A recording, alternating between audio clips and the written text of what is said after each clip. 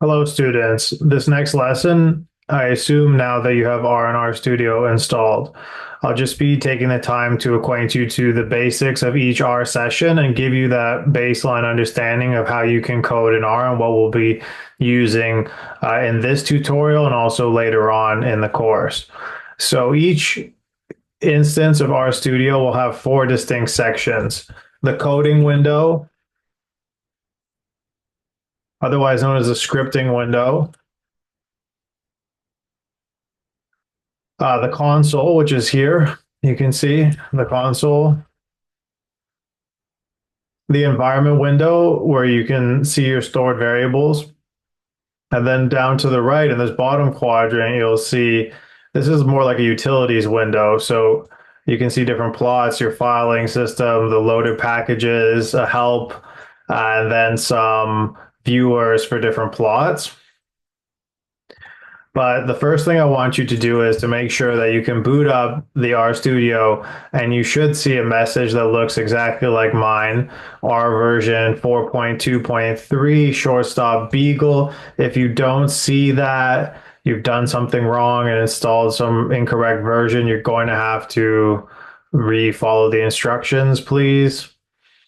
We can get rid of this message by just simply pressing enter and pressing RM, open bracket, close bracket. Oh, it doesn't want to work. Well, we can just enter it away. I'll draw your attention first to the most important two windows, which are the scripting window, coding window up here, and the console. These two are related in the following way. I would say it's analogous to baking a cake. So the scripting window is almost like a recipe, whereas the console is the oven itself. It's what actually bakes the cake.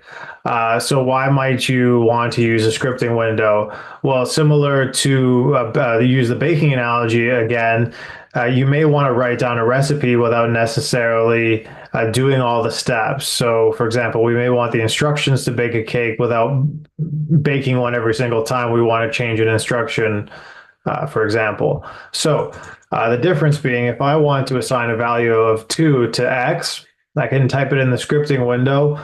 And then in Mac, if you press Command Enter, it runs the line. In Windows, you can press Control Enter. It runs the highlighted line. And you can see in the console, X, now if we type X, enter, we see X is equal to 2. So you could also manually in the console assign X. So I could type in X is equal now to 4 in the console and verify by pressing X, enter, and we see it's equal to 4. But if I, for example, quit R and restart it, it won't remember that memory of X being equal to 4. So I may want to simply save an R script to call later. Now you may have noticed in the top right, the values for X change. So this is the global environment. This shows all the things that R has stored in its memory. So if we were to set Y equal to 10, for example, we could see that that's being stored. So if we wanted to store, we wanted to say test string, for example, and make it equal to hello world, run that.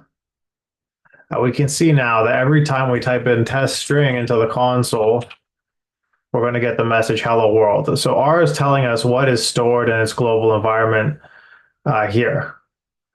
Next, as we can see, there's different packages loaded and different files loaded here.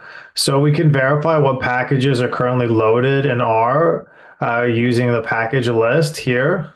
Anything with a checkbox is currently active. Anything that's listed is already downloaded. To install new packages, you can click install and search for your package. So for example, I use a lot of table 1. So we might want to install table 1. To load a package in R, simply type in library, library, and then the package name. So let's try the first one, which is A bind. When we run it, notice a check mark is added to the A bind here. If you ever have a question in R, you can type question mark, and the function. So let's type in question mark, empty cars. And it tells us empty cars is a data set for the Motor Trend Cars road test. Let's try a function now. So question mark, a summary function. Here we go. There's so many different summary functions. Um, which one should we try? Let's try data dot table. Oh, let's try as dot data frame. That's a good one. This is a formatting command. Oh, whoops. Let's data table. Yes. So you could, for example, as data table is a function, you could search it. It tells you all the different functions for as data table. And when you click it, it gives you a description of what the function is, the package from which it comes from, and the argument list. So here's each of the arguments and some brief examples, usually, which is nice. So if you're ever having a problem as to you don't know what something's doing, you don't know what's happening, you can always first start at the documentation, the help documents. So that's kind of step one in terms of diagnosing problems. We'll get more into the actual contents of our commands later on. The other thing I want to draw your attention to is the inbuilt data set. So there's several inbuilt data sets. So there's empty cars. So if we just type that in and press run, it gives us this data set. It's really handy. The other one that we'll be using a lot is called invert. So this is just another R inbuilt data set. So you can just simply type that in and press command enter or control enter, depending on your computer.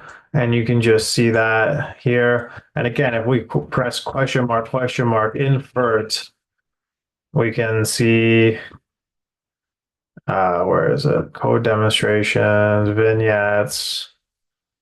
We want to see data sets. So here we go, data sets, invert. And we can find more about it when we click. Here we go. And it has examples, references, all the things we need. Now, if you've noticed, in a lot of the help viewers, there's all these different permutations, even though we searched for the same, we just searched question mark, invert. That's because names are not unique. So similar to songs having similar riffs, names of functions are very common. So people want to use the word summary and mean often, for example. So in order to select which function you want, you can always include the package and then colon, and that will always give you the function called from the table. So it's library colon function that specifies an absolute path. So it specifies I want the function from data table only. If you don't give it the explicit reference, it may have a default set to something unexpected. So this is a common source of error that students run into. So I think that's a really brief outline of R, the four quadrants. It's really the starting point that everyone has to start from. So, and that's okay. If you have more questions, you can post on the discussion board or ask it in lecture or send me a inbox message on Quercus. Thank you for your attention.